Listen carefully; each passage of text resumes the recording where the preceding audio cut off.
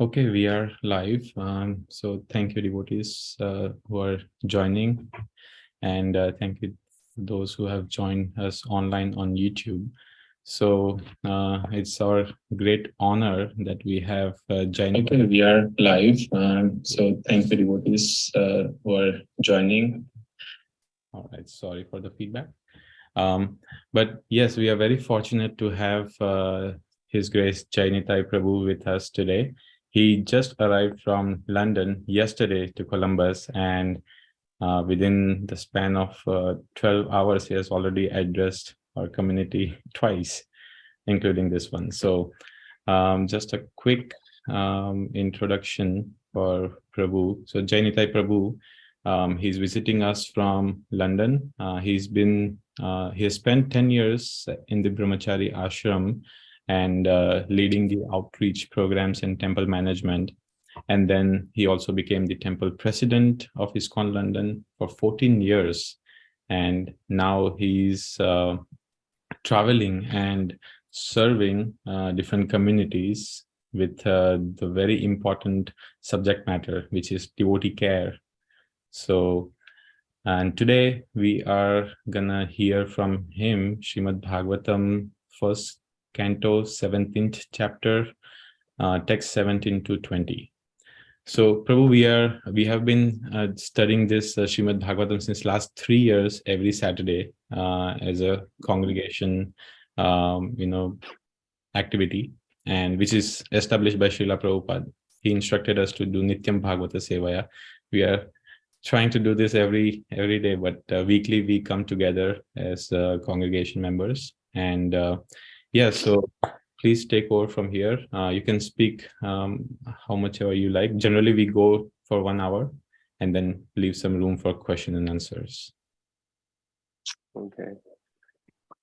Thank you so much, Alankara Prabhu. Hare Krishna, everyone. It is my great honor and privilege to be with all of you. I would like to extend my deep gratitude and appreciation to all the devotees from ISKCON Columbus, the home of Sri Radha Natabar, such beautiful, beautiful dancing deities of Radha and Krishna. I would like to thank you all very, very much for extending your hospitality, inviting myself and my wife, Baba Bhakti Devi, to be present in your illustrious community. And it's, of course, my great honor to speak this morning on Srimad Bhagavatam, the Grantha Raj, the king of all books or scriptures.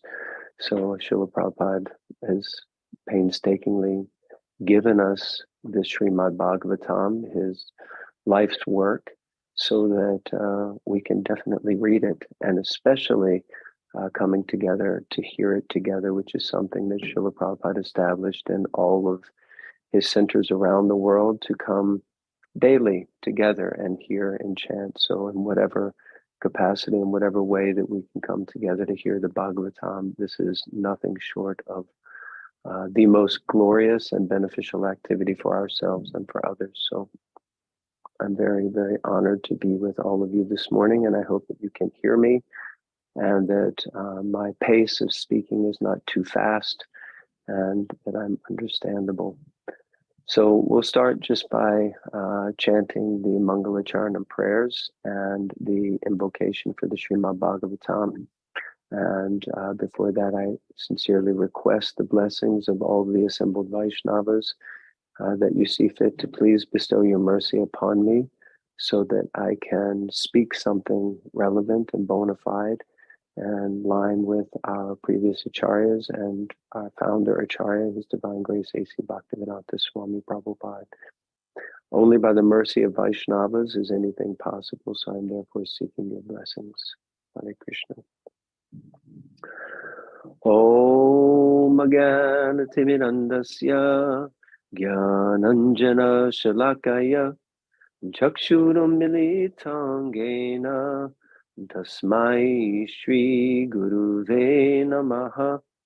Shri Chaitanya Manu Bishtam Stapitam Gena Bhutale Swayam Rupa Kadamayam Dadati Swapadantikam Vandeham Shri Gurun Shri Yuta Parakamalam Shri Gurun Vaishnavamscha Shri Rupam Sagrajatam Sahagana Raghunathanvitam Tam Sajivam Sadvaitam Savadutam Parijana Sahitam Krishna Chaitanya Devam Shri Radha Krishna Padan Sahagana Lalita Shri Vishakanvitamscha He Krishna Karuna Sindhu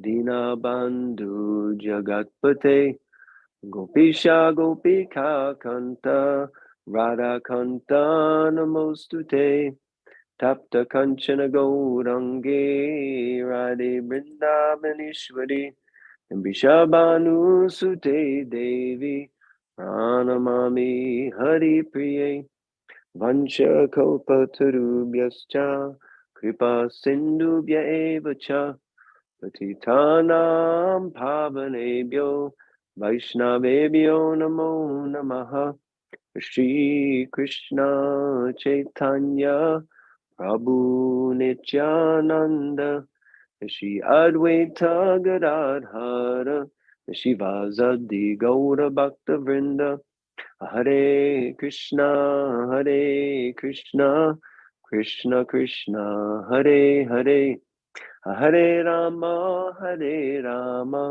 Rama Rama Hare Hare. All together. Om Namo Bhagavate Vasudevaya. Om Namo Bhagavate Vasudevaya. Om Namo Bhagavate Vasudevaya. Jagrantaraj Srimad Bhagavatam Ki Jai. Srila Prabhupada Ki Jai.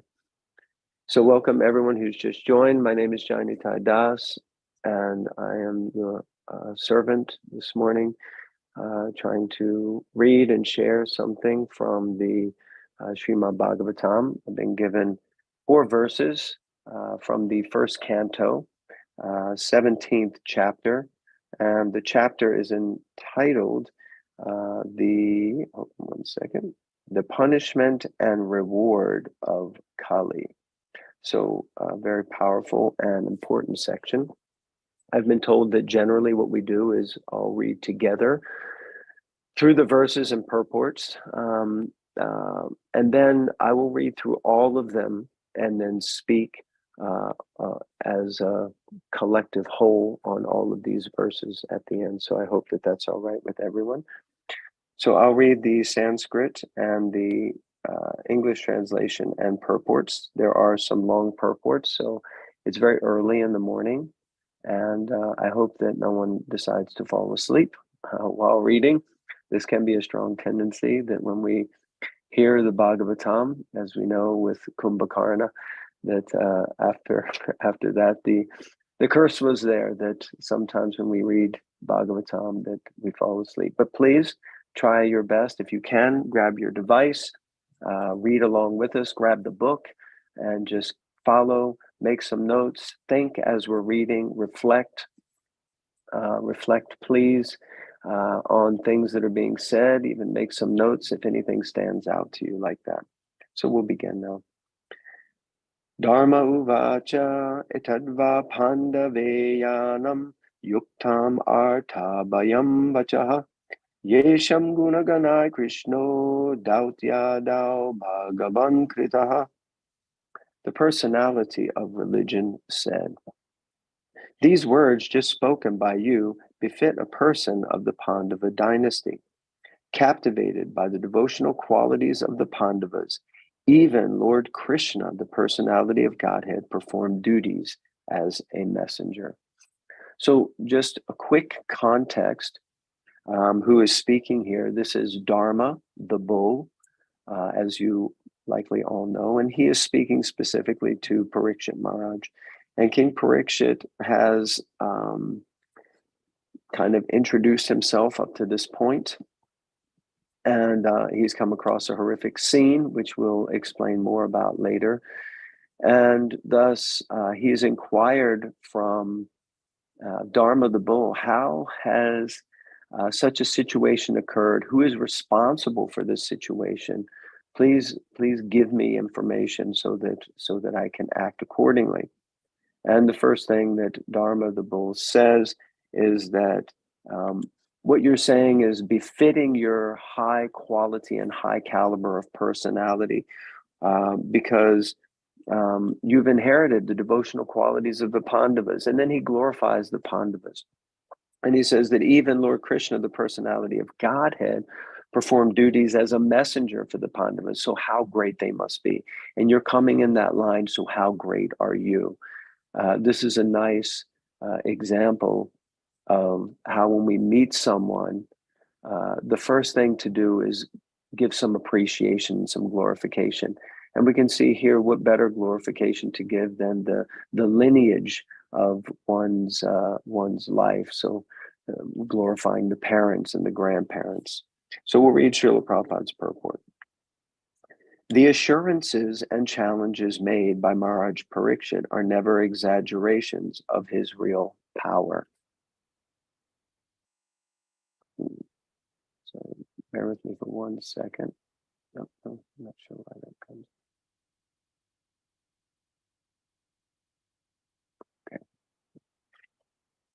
Okay, again, the assurances and challenges made by Maharaj Pariksit are never exaggerations of his real power. The Maharaj said that even the denizens of heaven could not escape his stringent government if they were violators of religious principles. He was not falsely proud, for a devotee of the Lord is equally as powerful as the Lord, or sometimes more powerful by his grace. And any promise made by a devotee, though it may be ordinarily very difficult to fulfill, is properly executed by the grace of the Lord. Very powerful statement. The Pandavas, by their unalloyed devotional service and full surrender unto the Lord, made it possible for the Lord to become a chariot driver, or sometimes their letter messenger. Such duties executed by the Lord for his devotee are always very pleasing to the Lord, because the Lord wants to render service to his unalloyed devotee, whose life has no other engagement than to serve the Lord with full love and devotion. Maharaj Pariksit, grandson of Arjuna, the celebrated friendly servitor of the Lord, was a pure devotee of the Lord, like his grandfather, and therefore the Lord was always with him, even from the time when he was helplessly lying in the womb of his mother and was attacked by the blazing Brahmastra weapon of Ashwatthama. A devotee is always under the protection of the Lord, and therefore the assurance of protection by Maharaj Pariksit could never be without meaning. The personality of religion accepted this fact and thus thanked the king for his being true to his exalted position. So we can see here that Maharaj Pariksit has offered, guaranteed his protection of Dharma the Bull. And Dharma the Bull is recognizing that, of course, you offering your protection is certainly guaranteed, because even the Lord himself protected you while within the womb, and he served your whole family. So if you give assurance to me, then I feel sheltered. I feel complete shelter. So I thank you. I'm so grateful. So this is such a wonderful mood and spirit, and powerfully loving exchange between two exalted personalities like that. So we'll move on to the next text, text 18 of the 17th chapter, first canto. Navayam klesha bijani yatasyu purushar shabaha purusham tam bijani mo vakya beda vimohitaha. Excuse me. O greatest among human beings, it is very difficult to ascertain the particular miscreant who has caused our sufferings. because we are bewildered by all the different opinions of theoretical philosophers. Okay. So yeah, it's not necessarily always so easy to figure out who's the cause of our difficulties. But I think for most of us, it's very easy for us to pull out the magical index finger and point it at someone. And of course, Srila Prabhupada said we have to be very careful when we point this finger at someone, because there's always three fingers pointing back at us.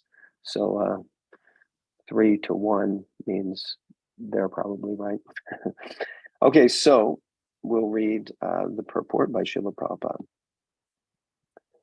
There are many theoretical philosophers in the world who put forward their own theories of cause and effect, especially about the cause of suffering and its effect on different living beings.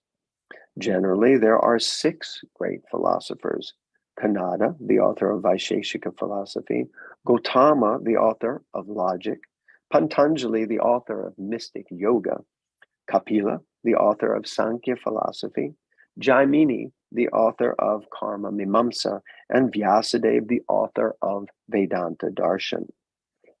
Although the bull, the personality of religion, and the cow, the personality of the earth, knew perfectly well that the personality of Kali was the direct cause of their sufferings, still, as devotees of the Lord, they knew well also that without the sanction of the Lord, no one could inflict trouble upon them.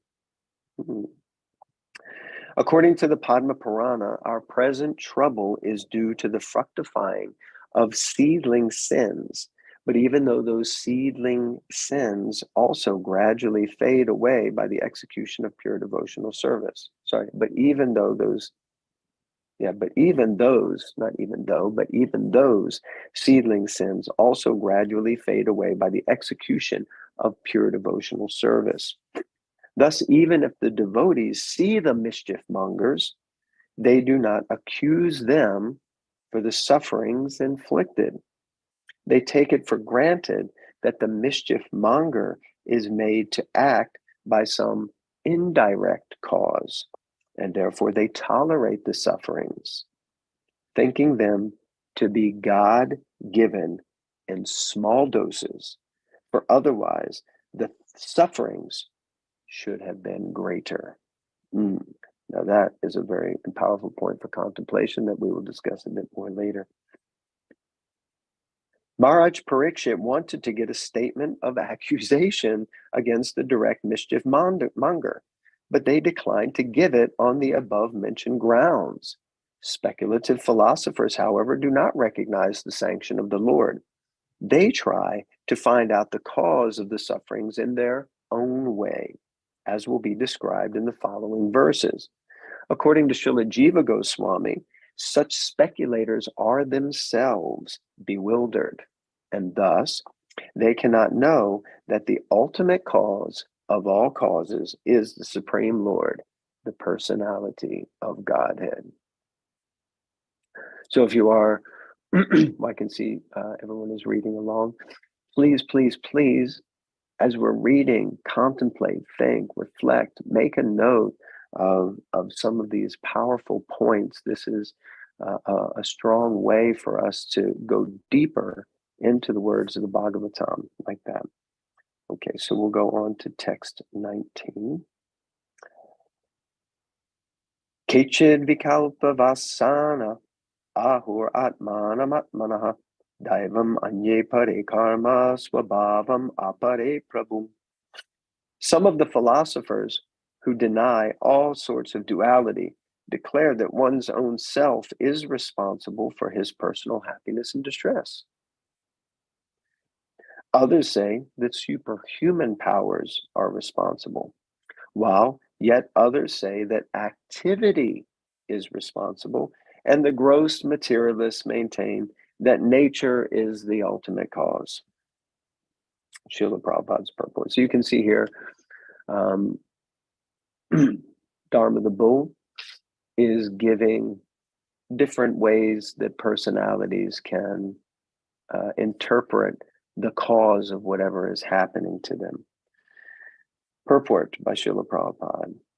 As referred to above, philosophers like Jai Nitai and his followers established that fruitive activity is the root cause of all distress and happiness, and that even if there is a superior authority, some superhuman powerful god or gods, he or they are also under the influence of fruitive activity because they reward result according to one's action.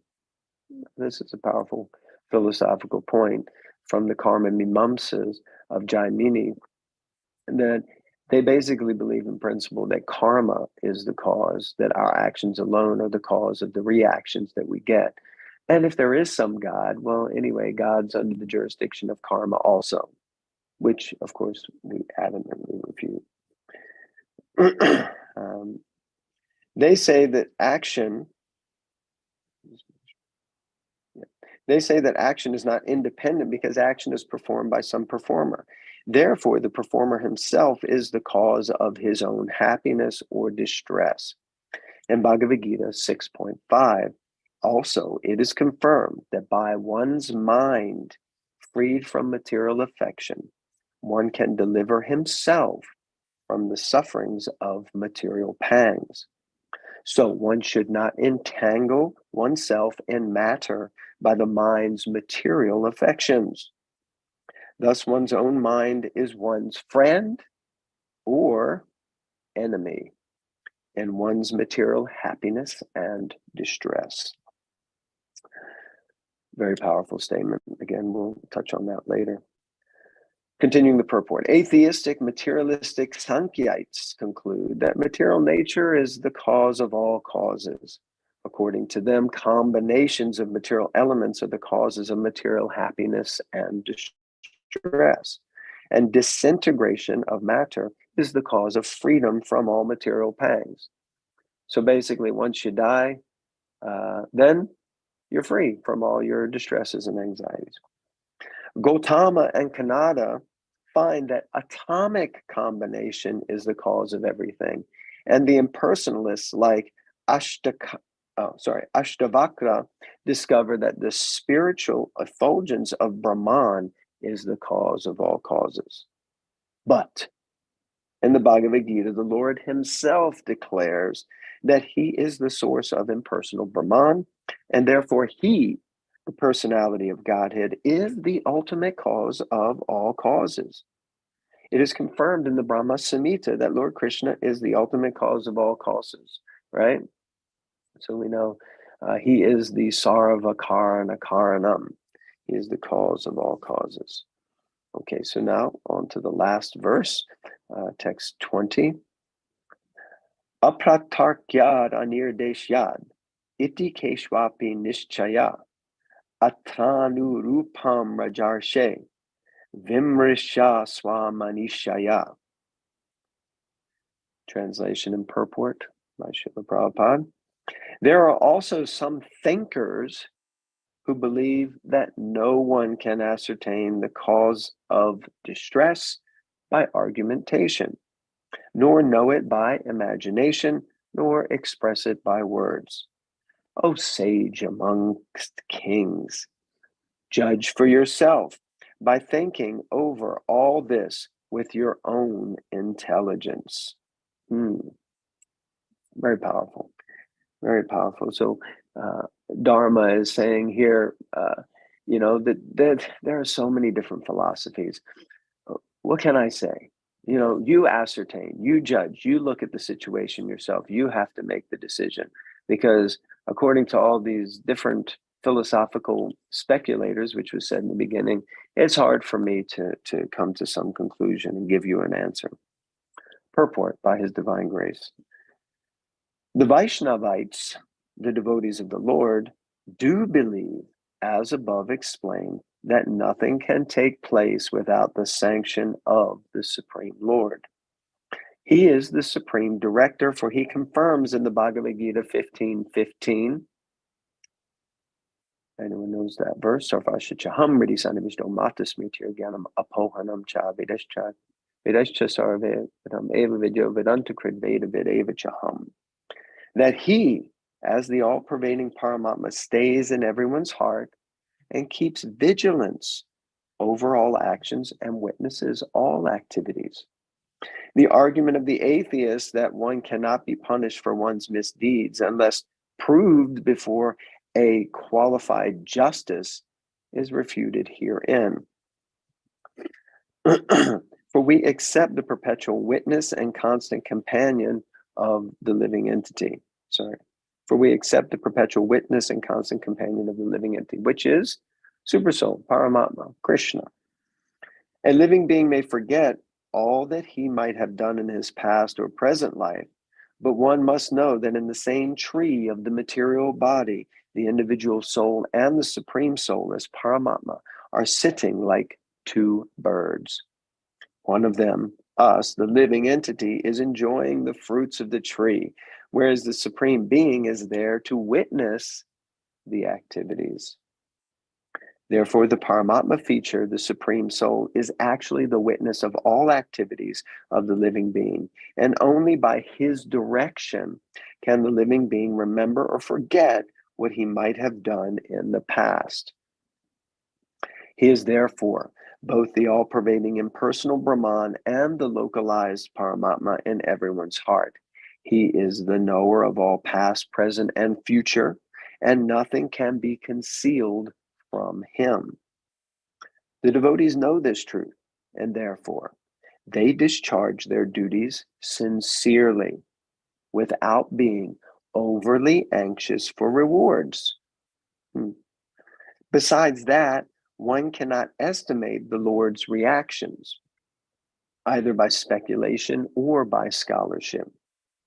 Yeah, it's hard to know the plan of the Lord. As they say, he moves in mysterious ways. Why does he put some into difficulty and not others?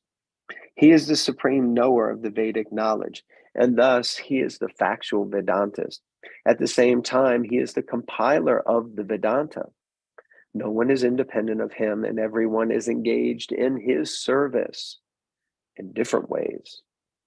In the conditioned state, such services are rendered by the living being under the force of the material nature, whereas in the liberated state, the living being is helped by the spiritual nature in the voluntary, loving service of the Lord.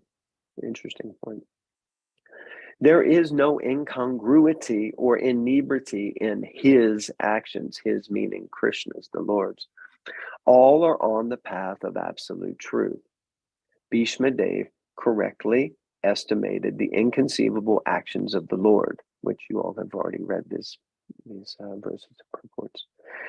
The conclusion is, therefore, that the sufferings of the representative of religion and the representative of the earth, as present before Maharaj Pariksit, were planned to prove that Maharaj Pariksit was the ideal executive head, because he knew well how to give protection to the cows, the earth, and the brahmanas, religious principles, the two pillars of spiritual advancement. Everyone is under the full control of the Lord. He is quite correct in his action when he desires something to be done by someone, irrespective of the consideration of the particular case. Maharaj Pariksit was thus put to test for his greatness. Now let us see how he solves it by his sagacious mind. I love that. Sagacious mind. Jai. Srila Prabhupada ki Jai. Srila Prabhupada's translation of the Srimad Bhagavatam and his most glorious ecstatic purports ki Jai. Namo Om Vishnu Padaya Krishna Prasnaya Bhule Shrimati Bhaktivedanta Swami Nitinamane Namaste Saraswati Devi Gauravani Pracharane Nirvishesha Shanyavadi Pascha Chada Chitayane Jai Shri Krishna Chaitanya Prabhu Nityananda Shri Advaita Gadadhara Shilasati Gaura Bhaktivinoda Hare Krishna Krishna Krishna Hare Hare Hare Rama Rama Rama Hare Hare.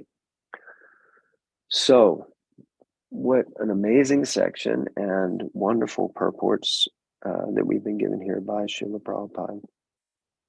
So already sort of set the scene a little bit, but first let's put this whole conversation into context. So this chapter is an introduction to Kali, and it's also the beginning of Kali Yuga. So Kali is being introduced here in his personal form, and that is also the ushering in of the Yuga of Kali, which is the Iron Age, the age of quarrel, confusion, and hypocrisy, which we see all around us day in and day out. We're very quick to notice and judge these things around us, and often very slow to recognize and or judge these things within us. But for sure, they're within us all. There's inner quarrel, there's inner confusion, and there is inner hypocrisy. And these things are all present, very, very much prominent in the age that we live in Kali Yuga. So we see here that King Pariksit has come across a horrendous scene. We know, what is this horrendous scene? That Dharma the bull, who is shining white like a lotus, is standing only on one leg. And next to him, bludgeoned, also and abused, is Mother Bhumi in the form of a cow. Now we know in the purports here, Srila Prabhupada makes reference that Dharma the bull is representative of religiosity, and that means the Brahmanas. And that Mother Bhumi, as the cow, is representative of Mother Earth, but as the cows. So the cows and the Brahmanas, Srila Prabhupada said, are fundamental to the protection of religiosity and dharma in the world.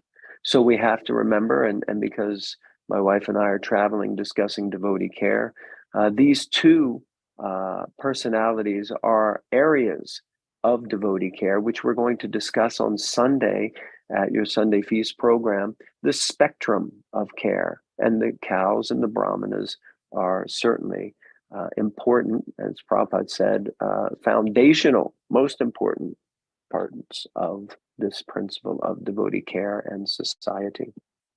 So King Pariksit also announces his own position as the king, and he makes it verbally very clear that as a Kshatriya, his role is to protect, and specifically to protect the innocent and to see that justice is done. And he's going to punish the miscreants. From this statement of Pariksit Maharaj, we can understand why and how the king is considered the exact or the direct representative of the Lord. Because in the Bhagavad Gita, the Lord says, Paritranaya sadhunam vinashaya duskritam dharma samstarpanataya sambhavami yuge yuge. That he is Paritranaya sadhunam. He is the protector of the sadhus, the devotees.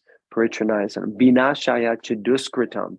He has come to vinashaya, to finish off the duskritinas, those miscreants, those persons who are of demoniac mentality, who are against the devotees, the sadhus. And dharma samstarpanataya, that he has come to establish the principles of dharma. So Krishna says in Bhagavad Gita that he has come for these three purposes. And we can see that the Kshatriya kings, they also stand for these three purposes, which is why they're the direct representative of God. And in general, the kings are meant to be treated like the guru is meant to be treated as good as God. So the king also is meant to be treated in this way, because they're meant to be giving protection to those who are faithful followers. They're meant to be annihilating anyone who interjects, impedes, or endangers this society and this culture. And they're meant to uphold the principles of Dharma. And it is a very unfortunate thing that in the modern day, the leaders of our society, unfortunately, are generally focused on their own intentions and purposes, and very self-centered, in the name of protecting the people, they're making decisions to do so many things that really are only for their self-interest. And Dharma is often thrown out, religiosity separated from state, and the whole principle of religion is abandoned as sort of folklore or myth. And we make decisions based on business rather than decisions that are based on principles of Dharma and religiosity, like that. Excuse me. So although it appears to be a cut and dry case here with Dharma and Bhumi Devi and Kali, Maharaj Pariksit is not accepting it as cut and dry. He's not just seeing it as an open and shut case, and otherwise he would just pull his sword from the sheath and, dismember the head of Kali from his body.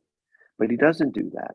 And it's very interesting, the approach that Pariksit Maharaj takes here. And I feel it's very instructive for all of us.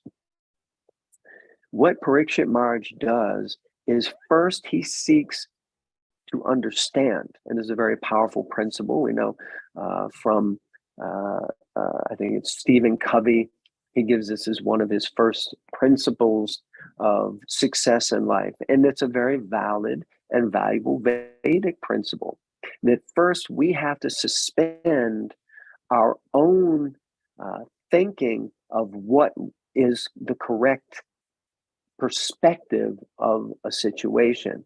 And Pariksit Maharaj, he's come upon the scene. It's clear that Kali is the perpetrator, that he's the mischief monger, and he deserves to be punished. But still, Pariksit Maharaj makes an inquiry. He inquires. He asks from the witness. He asks from the person being perpetrated against, can you please give me some knowledge and information of what exactly has happened here, so that before I act, I have done my due diligence to understand the situation fully.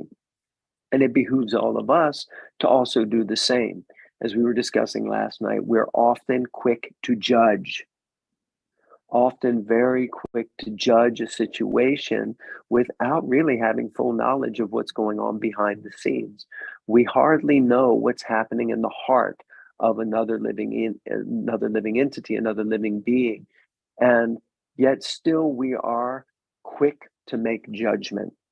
Pariksit Maharaj interrupts that propensity with the propensity to inquire, to understand, to get to know the situation, so that he can then make a decision based on facts.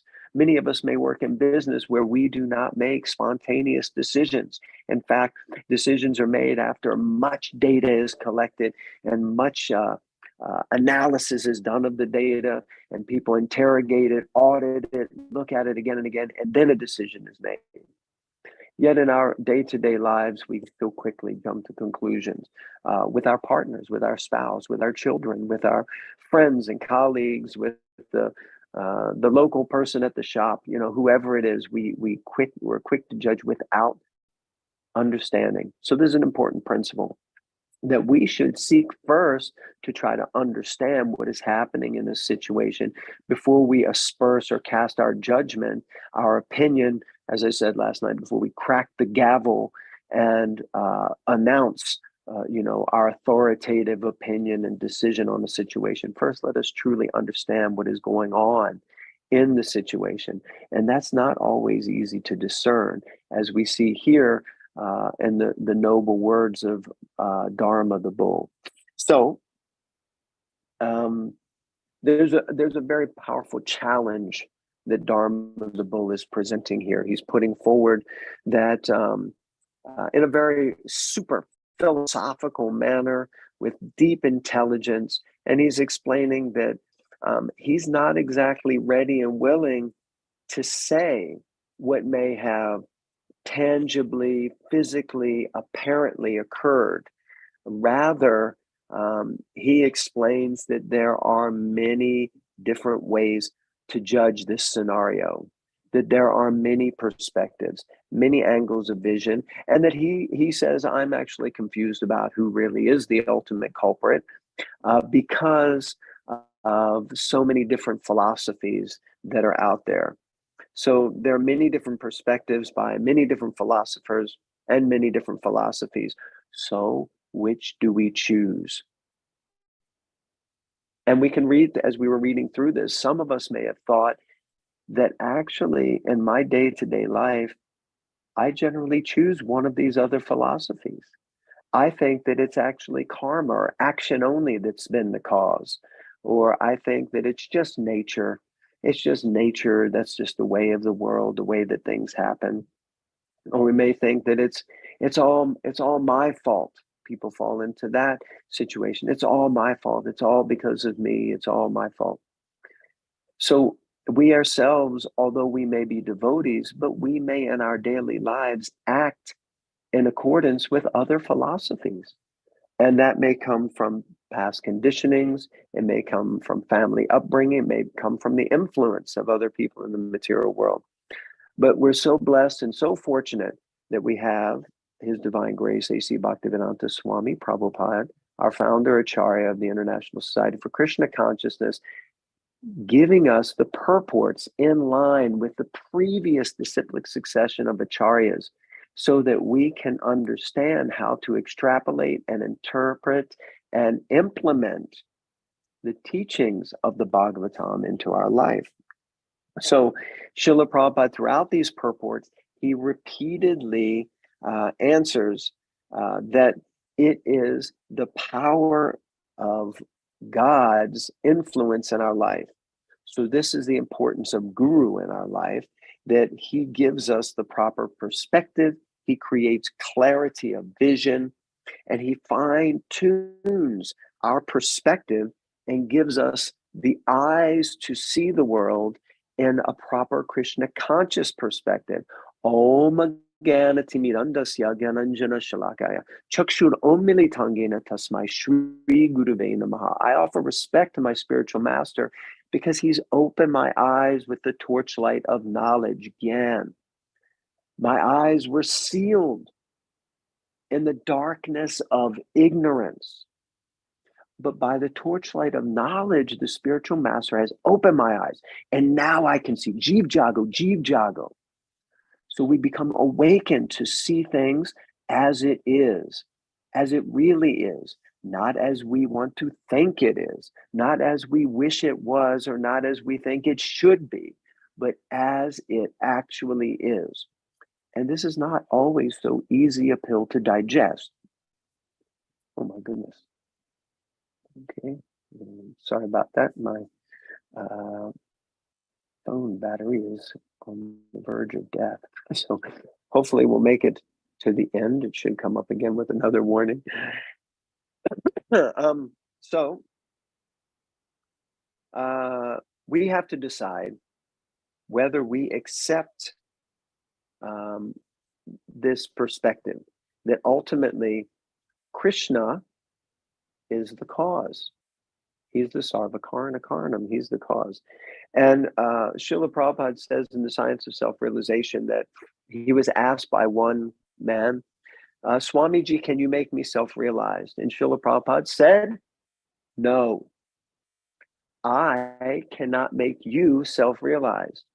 Srila Prabhupada said, but I can give you the tools by which you can realize yourself, by which you can become self-realized. And in this purport to text 19, Srila Prabhupada gives this quote from the Bhagavad Gita 6.5, and he paraphrases, also it is confirmed that by one's own mind, freed from material affection, one can deliver himself from the sufferings of material pangs. So one should not entangle oneself in the matter of the mind's material affections. Thus, one's own mind is one's friend or one's enemy in one's material happiness or distress. So ultimately, we have to fly our own plane. We have to deliver ourselves with the help of the mind and not be dragged down by it. So what does this mean? It means that ultimately we have to make this decision. How we think, how we interpret a situation, we have to decide. And it will not be easy because the mind is going to try to convince us to think a certain way. And the enemy mind, is conditioned to protect the false ego, to protect our false identity of who we are. Whereas the core principle of bhakti, of devotional service, is to eradicate, break down, and destroy the false ego and establish the real ego, the real identity. Jivara swarupoi Krishnara Nityadas. Not, I'm this body, I'm a white American middle-aged man who does this, that, and the other thing. These are all false interpretations of our true identity. And the principle, the core principle of bhakti, is that all of this cheto darpana marginam is cleared out. This misconception is cleared out from the heart. And the true essence of who we are as spiritual beings is revealed. So, bhakti is breaking down the false identity, the false ego. And the conditioned mind is trying to protect the false ego. And therefore, it will hardly give us proper guidance unless the mind is trained, unless the mind is brought under control. Then the mind, which is like the reins controlling the horses, is handled and directed by the intelligence. And that intelligence is given by the spiritual master. And the spiritual master giving that intelligence helps us to understand how to guide our lives, how to act. And that acting in life starts with the perspective and the consciousness that we have on any situation at any given time. Now, this is not maybe so easy to understand, but actually it all begins with a thought. The International Society for Krishna Consciousness is all about our consciousness. It's the consciousness with which we do things. One exalted sadhu said to me once, very early on in my Krishna consciousness, that it is not what we do in Krishna consciousness. It is not what we do, but it is how we do it. It is not what we do. It is how we do it. What is our consciousness? Krishna says that he will accept patram, pushpam, palam, toyam. He'll accept a leaf, a flower, some fruit, or some water. He doesn't need the entire world. He accepts the smallest item if it is offered with love. So he is not accepting the item itself, he's accepting the love of the devotee. So like that, it's about our consciousness, and we have to decide what is our consciousness. Last night we discussed this principle with regarding being like the bumblebee and going for the nectar, as opposed to being like the fly and going for the stool or the nasty places, being like the swan in the clear, fresh lakes with lotuses, instead of being like the crow on the garbage heap. That is a decision only we can make. We have to fly our own plane. So this is a really important point. Now, I'm going to try to wrap up. We have about 10 minutes and want to leave some time for questions and answers.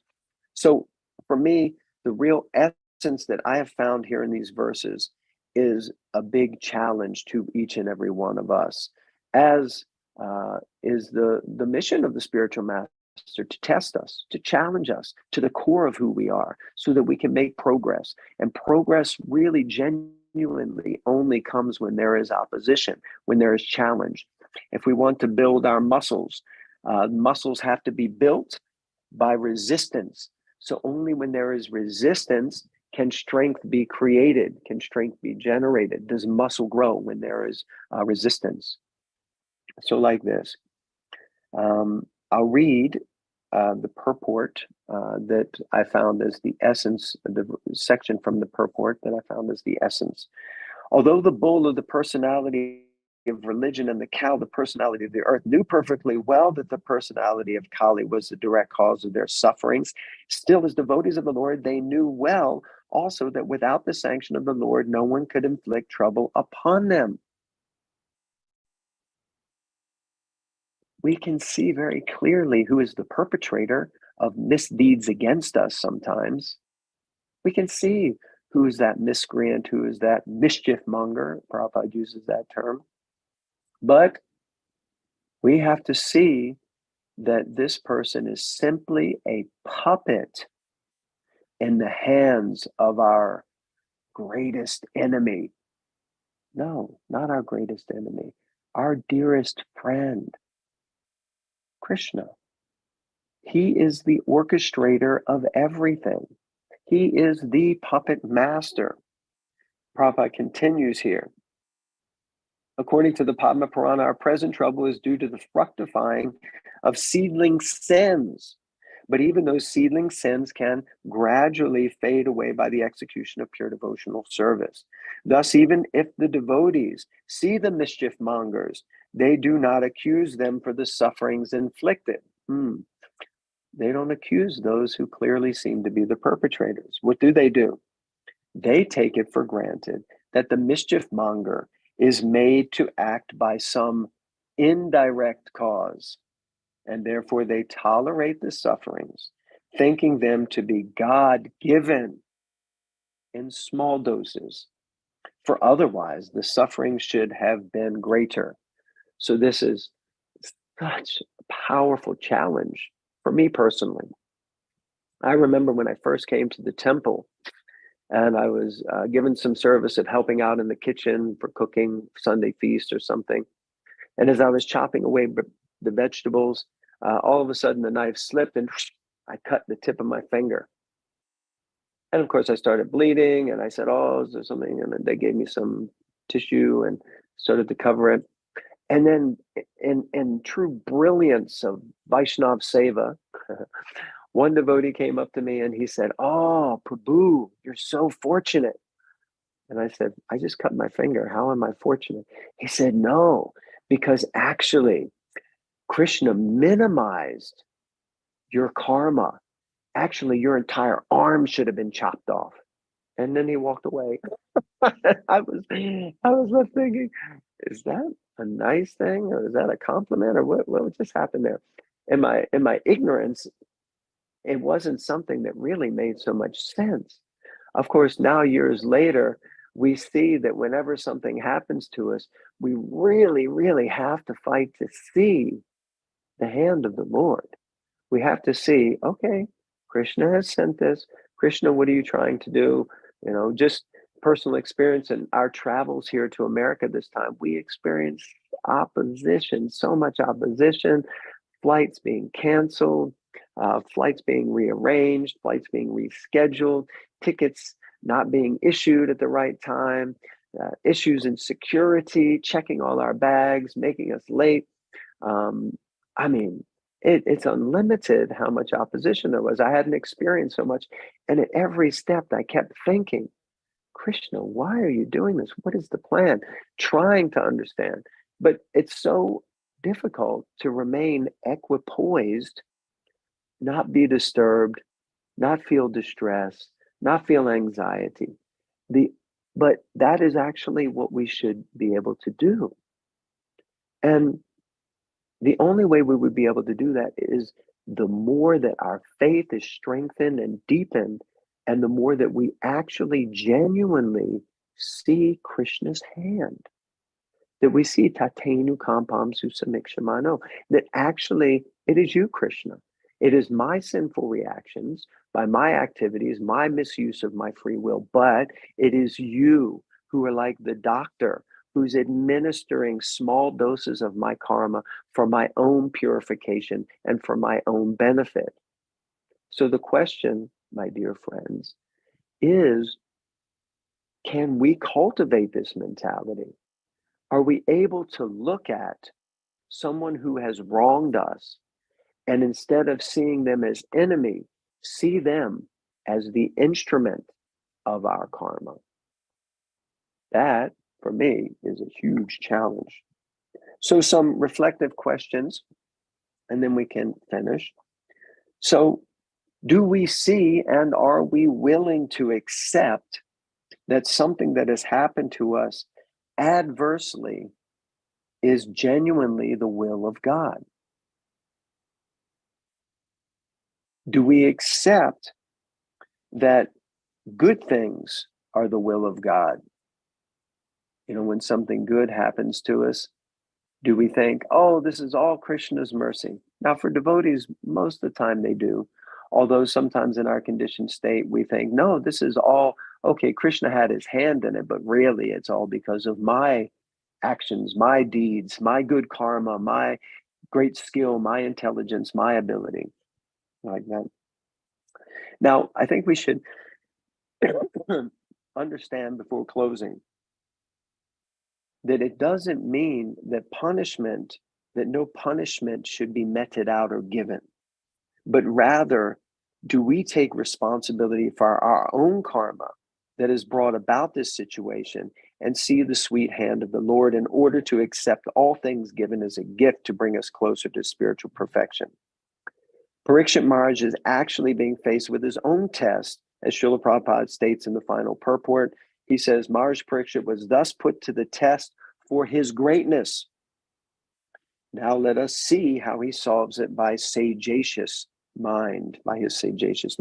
So spoiler alert, we don't want to give away what happens here, but I think it's unlikely that Pariksit Maharaj is going to just walk away from the situation and say, oh, Dharma, you're so philosophical.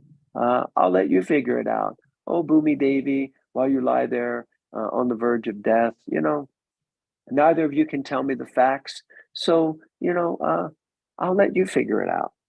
He's not going to do that. So the question to ourselves on reflection, but remember that punishment may still need to happen in order for someone to be rectified if they do something to you. But that's often for Krishna or the other devotees to sort out. But for ourselves, somehow we have to see Krishna's hand, and somehow we have to understand that through this situation, from this predicament, I have to grow. I have to learn. I have to become stronger. My faith has to become stronger. Not that my faith becomes weaker because something derogatory or negative happens in my own life or happens in our society. Our faith has to become stronger. We have to look for the positives. We have to see that although there may be persons or personalities who act in contravention to the rules of Dharma and the conduct that we would expect of someone great, still there are so many examples in our movement who have followed the process, followed the philosophy, acted it out, and who have become emblems of the glorification of the process of bhakti. And we have to make sure that we ourselves, that our faith does not become diminished simply because we're confronted by something that challenges us to the core of who we are. I hope that makes a little bit of sense. So, okay, hold on. All right, so I've got 10% battery life left. So maybe we'll pause here and see if anyone has any questions or comments. I'd like to thank you all for giving me the opportunity to speak on these wonderful verses, read them again for myself, and reflect on them. So I'm very grateful. Thank you very much. Srila Prabhupada ki jai, Ananta Koti Vaishnava Vrinda ki jai, Nitai Gaur Premanandi Hari Hari Bol. Thank you so much, Jai Nitai Prabhu. That was an excellent presentation on these verses. I had a comment and a question. Maybe I can start with a question first. So in the previous text, we read about that in a bull, Dharma personified is standing on just one leg, and the three legs were broken by Kali. And in a bull was in just tremendous pain. He was trembling, and it says even he was urinating out of fear. So I'm just amazed at how stable the bull is right now when he's replying to Yes. Pariksit. Like he's giving all the philosophical aspects of it. But at the same time, I'm wondering, so the only leg that he's standing on is truthfulness, which is the only leg that's still prominent in Kali Yuga. But in his Mm-hmm. answers to Parikshit Maharaj, it doesn't sound very. So Parikshit Maharaj asked, and he also in the text 13, he says that, Bull, you are the most honest, sadhuna, and offenseless. So honesty, not sure how is this the way he answered is really truth. Like he's saying, okay, you figure it out using your own intelligence. There are uh, so many causes, so many philosophers have different way of um, thinking that who is responsible for happiness and distress. So is this Mm. really the honesty? And I'm thinking in our case, in our practical life, if we have been troubled, and I mean the trouble that the bull, the dharma, is going through, just three of his legs were chopped off, and Mm. he's trembling. But in our case, it may not be so bad, but still there are some times when we are in situations where our bhakti is also shaken. I mean, it's obviously my fault because my faith is not so strong, but we might also be sometimes in a situation where it's like, man, this sucks, and I can't deal with it, and I have to get some seniors involved. I have to tell, uh, Mm. "Okay, Prabhu, I am in this situation, please help." Um, so I'm just trying to understand what exactly is honesty here. How Mm. can we see the truthfulness in Guru's replies? Very nice, wonderful question, Prabhuji. Um, Actually, at the moment, I think I'm spotlighted, so I'm not seeing who's asking the question, but I think this is Alankara Prabhu. This is you asking the question. Is that correct? Okay, yes, good. Um, so Prabhuji, I guess very, very nice points. He's standing only on the leg of truthfulness, and yet his answer or reply doesn't seem to be really so directly truthful. Obviously, he should say, "Here's the facts, Parikshit Maharaj. This guy just bludgeoned me, not my legs. He's beating Bhumi Devi in the form of the cow, and you should just knock him out." But there are two different things that are happening here. One is that we're learning to understand what, and Prabhupada infers these terminology of direct truth and indirect truth. So he says that it's clear the direct truth is that Kali is the perpetrator, he's the mischief monger. But the indirect truth that Kali, or sorry, that Dharma the bull is trying to present here is that behind everything is ultimately the hand of God. And that means that indirectly, the truth is, or you could say the absolute truth is, that Krishna is always behind everything. We hear this term again and again, not a blade of grass moves without the sanction of the Lord. But when something derogatory, negative happens in our lives, it's very difficult to see that and to perceive it, because our first thought is, why would Krishna do this to me? But we see that sometimes a detrimental situation can wind up being the cause of the most beautiful fruits or jewels can come out of difficult situations. Recently, I was with Giriraj Maharaj in London, and we were remembering the situation of Bombay and how the devotees underwent such intense austerities and suffering, distress, anxiety. And devotees were going to Prabhupada, Prabhupada, please let us just leave this swamp. Why are we staying here to build some temple? And Prabhupada was adamant, no, we have to stay. We've brought Radha Ras Bihari here. We have to stay now. We have to serve them. We have to build this temple for them. And the devotees just almost, you could say, blindly followed Prabhupada with faith, and their faith increased. Now, when the devotees go to that Juhu temple, which is like a crown jewel in ISKCON, they're like, oh my God, look what has grown from the seeds of our austerity, from the seeds of our tolerance, from the seeds of our endurance of difficulty. Just see what a tree, what fruit is being given, how many people are coming. So, like this, it's not easy, but sometimes we have to endure. There's another wonderful statement from Srila Prabhupada. You may be familiar. He was being challenged, I think, in Bombay by one gentleman who said to him that basically all your Western disciples, they're like coal, C-O-A-L, coal. He said, because the more you try to clean coal, the dirtier you become. And he said, and they're all basically dirty. Their hearts are dirty. You can't clean the dirt from their heart because they're like coal. And he was basically being so blasphemous of Prabhupada's disciples, but specifically and especially his Western disciples. And Srila Prabhupada said, all the devotees were thinking, oh my God, what is Prabhupada going to say? And Prabhupada, he said, yes, you are correct. And the devotees were like, oh my God. And then he said, but coal under pressure becomes diamonds. And all of these devotees are becoming like diamonds under the pressure of Krishna consciousness. We all know that the practice of bhakti is so purifying. It's so intense sometimes, even though it's simultaneously blissful and joyful. But every now and we're dancing, chanting, feasting, having so much fun. But then every now and again, we get a little dose of like, like Prabhupada would say, this pinprick of material energy. And we have to understand that these are the most powerful times for us to make progress and advancement, for our faith to become stronger. So the first point is there's the direct and the indirect truths, and what's trying to be brought out here is how to understand that. And in the process of doing that, Dharma the Bull is enunciating that there are many different philosophies. There are many different possibilities and different ways of seeing it. And in that way, he's also showing up our own different concocted philosophies.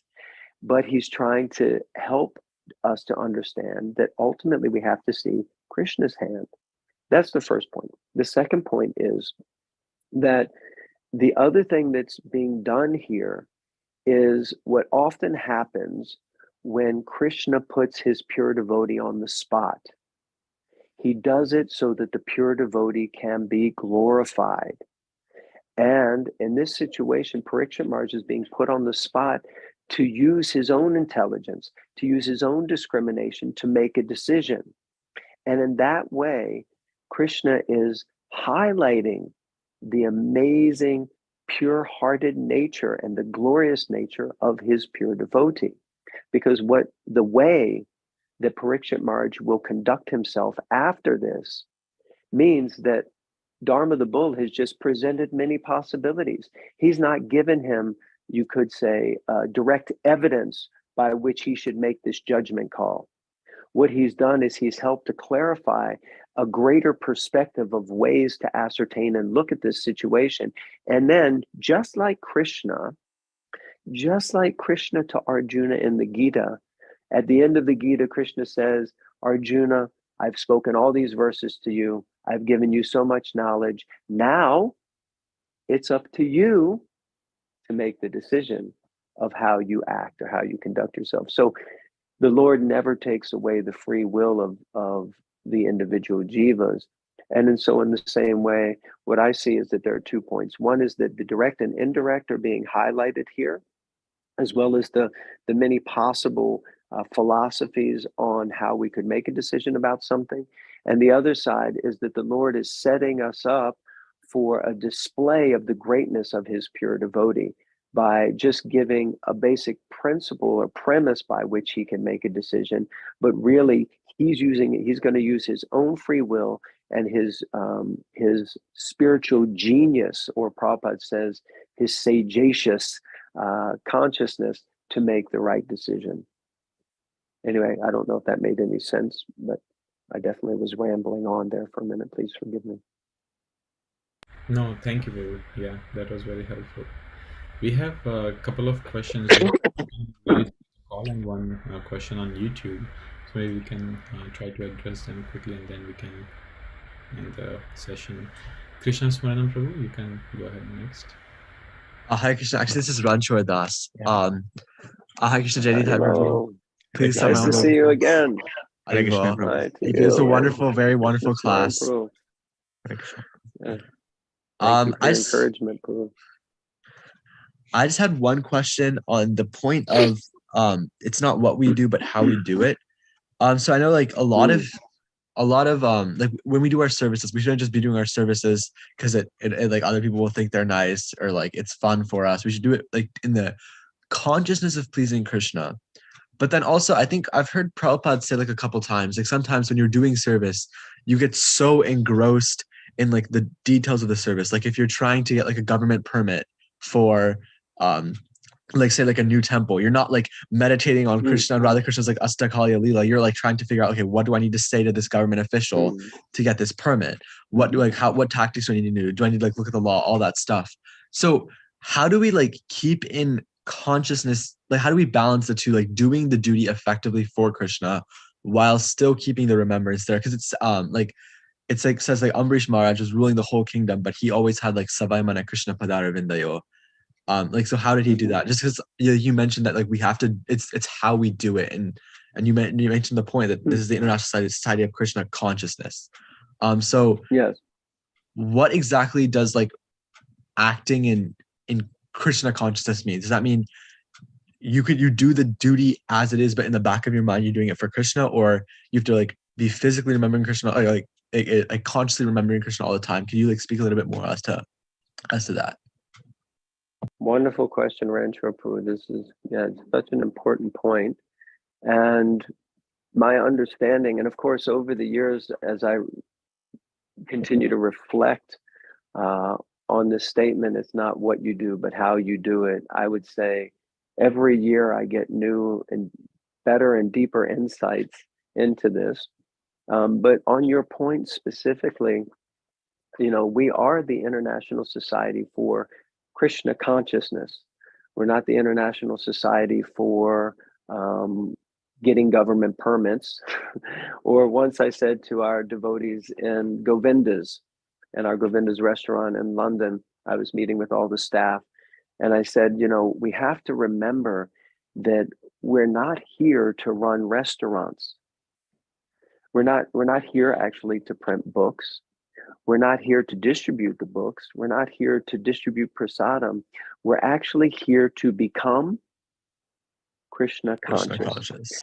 And if in the process of performing some duty or activity on the path of bhakti, we have to remember that all the rules and regulations are meant for two purposes and two purposes only: to always remember Krishna and to never forget him. That is all the rules and regulations, every single rule and regulation. And that means the same for every activity. Sravanam, Kirtanam, Vishnu Smaranam, all of them are meant to help and assist us to remember Krishna.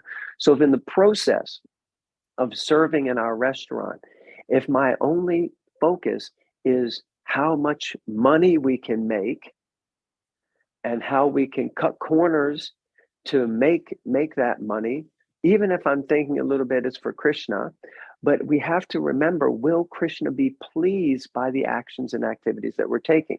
If we have to go to the government office to get the documentation so that we can build a temple for Krishna, at every step of the way, we can be trying to remember Krishna.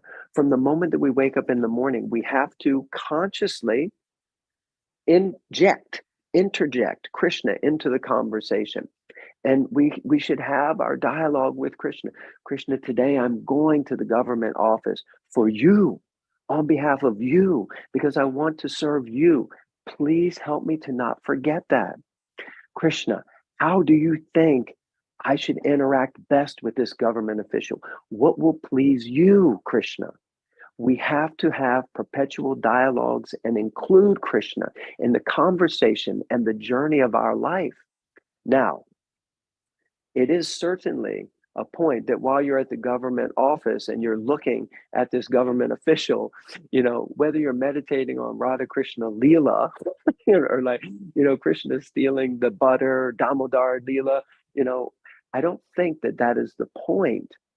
The point is that we have to see, we can be looking at that government official, and even while he's speaking, we can be meditating that actually the super soul, Lord Krishna himself, is personally in your heart.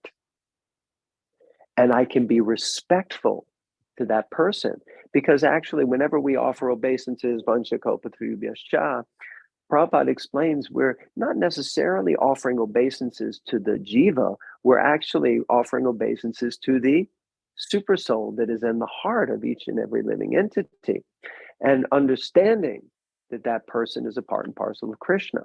But still, we should be expert at understanding what are the guidelines and the rules of the government, regulations, and how we're going to try to follow them. Or if we need to not follow them, we need to be able to explain very expertly how it is that it's justified that we should be able to not follow them because of this and X. And Prabhupada said we should know his books like a lawyer knows the law books. So therefore, we also have to become expert. Prabhupada was expert in so many ways and so many different things.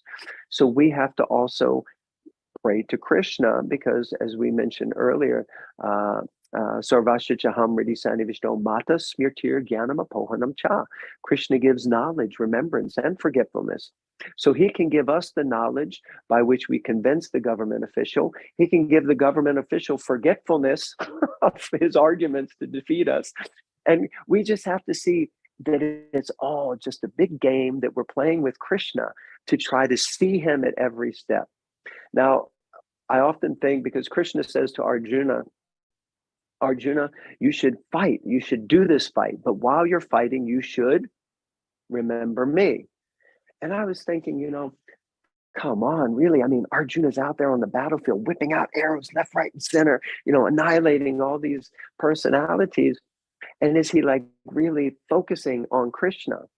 And my kind of philosophical speculation is that, of course, Krishna is sitting on his chariot, so it's hard for him to not remember Krishna. But at the same time, he has to utilize his Krishna-given skills and abilities to the best of his capacity to do the service for Krishna. And in that way, he is remembering Krishna. He's remembering Krishna told me to do this. Krishna has asked me to do this, and I'm doing this for Krishna, and I have to do to the best of my ability for Krishna, to please Krishna. And in that way, Krishna, Krishna, Krishna, Krishna, Krishna is perpetually in there. So it may not necessarily be that we're meditating on the, eightfold pastimes of the Lord while we're trying to get a government document. But we have to be clear that we are doing this for Krishna. And we also have to be clear that we have to act in such a way that will be pleasing to Krishna. Sometimes that may mean that we have to fight, as I mentioned in the case of the Bombay temple. The devotees didn't just walk away and become passive. They stood their ground. They fought, and they fought against this personality that was unjust. But sometimes it may mean that we do need to be humble and not fight, and just act in a proper way. Anyway, there's lots that could be said around that, but I hope that gives some answer to your wonderful question, Prabhu. Yes, thank you. That was very nice. Thank you. Thank you, Hare Krishna. Jai Nitai Prabhu, I know you are running low on the battery in your phone. Do you think there is a time for one more, or? Maybe we can do one more, and then I think we should conclude, if that's okay with you, Alankara Prabhu. Okay, yeah, that's perfect, Prabhu. So Ananta Shesh Prabhu, who is watching the class from the temple, so he is asking, if one's seeing everything orchestrated by Lord Krishna, won't that be just a pretense of acting like liberated soul without being liberated? Prabhupada warned in his opinion. Yeah. One acts on the pretense of what? I didn't quite catch that. Pretense of acting like liberated soul without being liberated. Okay. Then Ananta Shesh. Then you were saying something else about Prabhupada. Yes, Prabhupada warned in his purport many times, and many other purports, that one should not leave discrimination. Actually, one purport says even liberated souls like Narada, Vyasadeva considers themselves as Madhyam Adhikari and acts with discrimination. Yes, very nice. So as I mentioned at the end of the talk, it's not that some punishment won't be meted out to Kali he's definitely going to be punished. Although we could argue for hours about whether the punishment that Pariksit Maharaj was the right one. we may wish that actually he had just chopped off his head and been done with the whole thing, so that Kali Yuga didn't become ushered in. But again, the plan of the Lord is far beyond our power to control and manipulate the material energy to try to avoid it. No matter how hard sometimes we may try to justify or discriminate in such a way that we see that it's someone else's fault and they deserve to be punished. But if we don't try to understand how the Lord's hand is moving everything, then we also kind of miss the point. But I certainly agree 100%. It's not that we should not necessarily act, but Srila Prabhupada explains that if someone offends us, we shouldn't react. But if someone offends another Vaishnava, we should become like fire. And he gives the example of Hanuman, also how he, for Lord Ram, he burned the whole of Lanka down, But so we can use anger in service, but not when we've been perpetrated against like that. So we, for ourselves, sometimes we may have to at least accept it initially. Now, let's say that something happens to us, someone brings some litigation against us for some reason, whatever.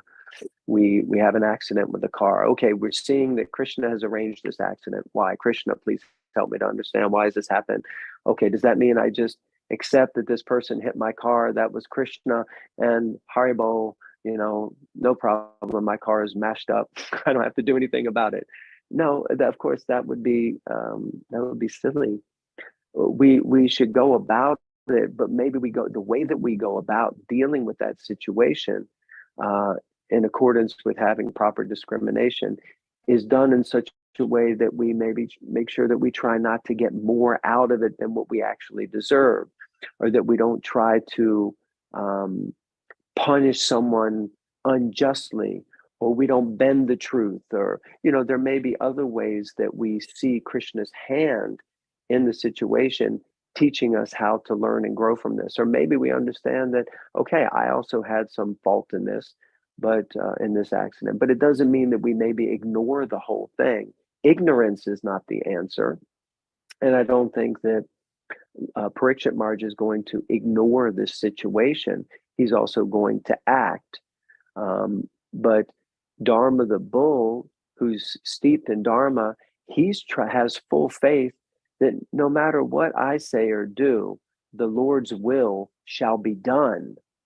And therefore, I have absolute faith. And as is being pointed out here, that is the mentality of the Uttama Adhikari.